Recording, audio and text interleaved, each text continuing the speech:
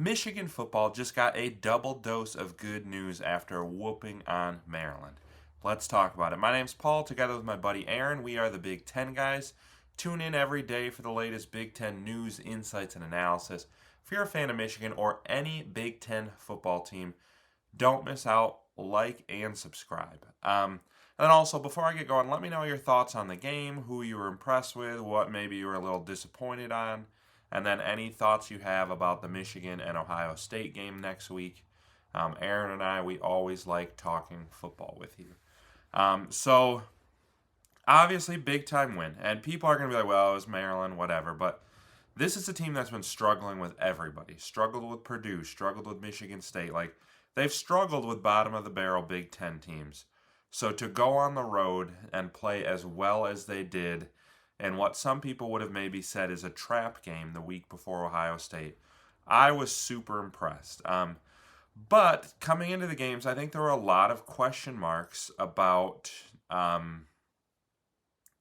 like some of the guys who weren't playing, and those were answered after the game. So that's my first bit of good news is about Ernest Hausmann. So if you didn't follow his story, like he was weirdly didn't travel with the team.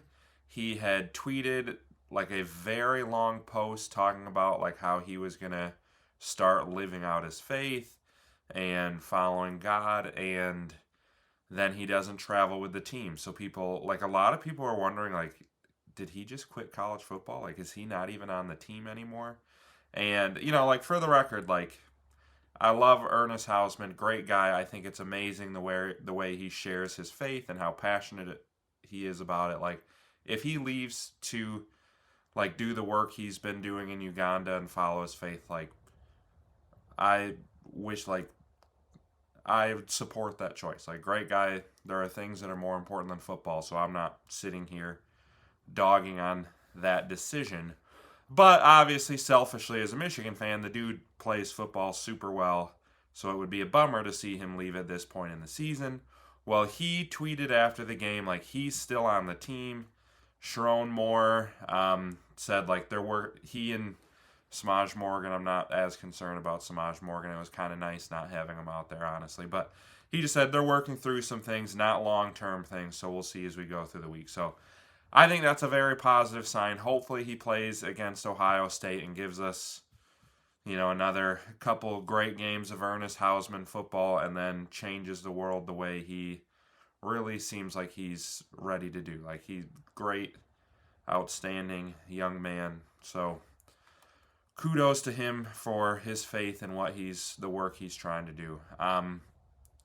Some bad news was obviously the Max Bredesen news, but I did like to hear after the game that Sharon Moore said Jordan Marshall could have played. Like, if they needed him, he would have been out there, and that pretty much assures he'll be a full go against Ohio State next week. And obviously, like, Cusdahl played great. Like, I mean, we're out there with third, fourth, fifth, sixth string running backs still running the ball just fine. So, like, I think Michigan would be fine with anyone, but, against the best defense in the country, you want to have your best players. And Jordan Marshall, like, especially recently, has been absolutely tearing it up. So it's big time to have him coming into that game. And I think there's going to be a lot of tough yards Michigan's going to have to get against Ohio State. And even, like, if Justice Haynes was out there, I don't think anybody gets those tough yards as well as Jordan Marshall does. Like, Justice Haynes has better breakaway speed, better in space, but like if you want a tough 2-3 yards, Jordan Marshall is the guy, and he's been better at busting off the big play as well. And I think that's going to be a big part of Michigan's game plan next week. And then the other bit of good news is I just feel like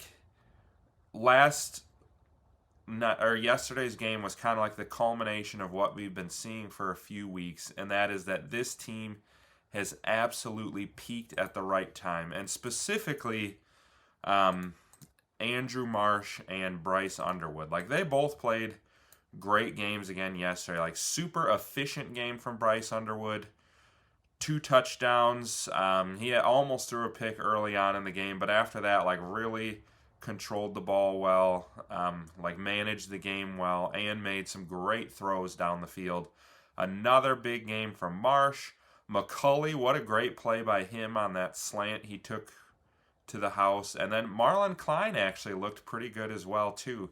So it's just good to see, like, our top receivers, our top tight ends, like some of the best parts of our offense are really starting to mesh together at the proper time. And so I think with Jordan Marshall next week coming back, like, you're really going to see the absolute best that this Michigan offense can be. And I did want to highlight Andrew Marsh a little bit more. So since week 6, they have him as a top 5 receiver, like, in terms of, like, receiving grade in all of college football. I think since week 6 he's the number 1 receiver in the Big Ten in terms of yardage. I'm pretty sure I saw that yesterday. And then you just look at, like, the games he's been having. Like, he went for 138 against USC, 189 against Northwestern. Probably would have gone for 100 yesterday if it was a closer game and they needed him to. But, like, he has become, in recent weeks, like, the Michigan receiver that we have been waiting to see. I mean, Roman Wilson was very good, but, like, I think considering he's a freshman, I think you got to go all the way back to, like, a Steve Breston before you find a receiver who is as talented as Andrew Marsh is. So, like, great to see him. Like, the fact that he and Bryce Underwood are both freshmen right now have to be exciting you as Michigan fans. Like, are they going to beat Ohio State and make a playoff run? I don't know. Like, it's such a young team. There's a lot of holes on the team. We'll see what happens. I think this Michigan team is better than the Michigan team who beat Ohio State last year. So, Lord knows anything can happen in this game. But, like, this team in the future is going to be so good. Like, I don't think there's a more talented quarterback, wide receiver, freshman duo in the country. And I think if you look back the last, like, 10, 15, 20 years, you're going to have a hard time finding a more talented quarterback freshman duo in, like, the last couple decades of college football.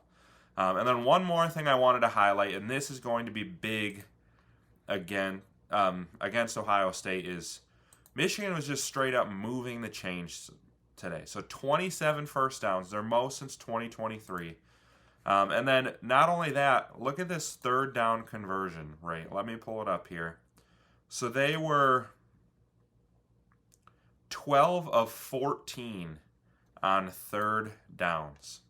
That is insane efficiency. And I think I saw it on third downs of like 4 or less. They were 10 of 10, converted every single one of them.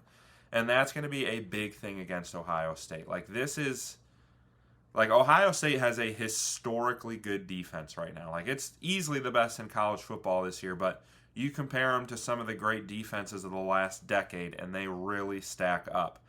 So, like, Michigan's not going to be just going chunk play, chunk play, chunk play, chunk play like they have against certain teams. What they're going to need to do is just positive play, positive play, positive play. And that's why Jordan Marshall is so big.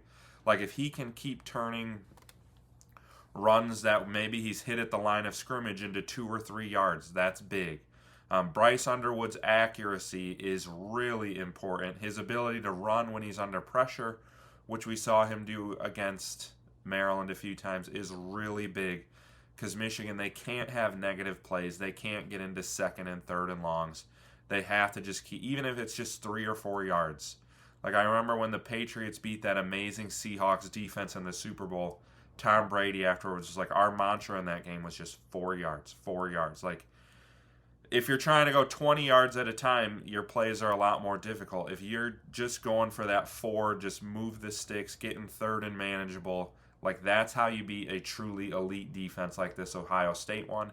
And Michigan did a great job of that against Maryland. And, like, when Underwood is throwing and running like this, and Michigan's running game's going, and Marsh and the tight ends and McCulley are playing like this, this is a very difficult team to defend on 3rd and 3. Like, there are just so many ways and so many different players that can beat you. Not many teams feel comfortable running on 3rd and 3 or 4. Michigan obviously does. and that makes it so tough on a defense to not know what's coming. So I think that's going to be the absolute key for Michigan to win this weekend, or next weekend. But you guys let me know what you think, and then don't forget, just like and subscribe on the way out.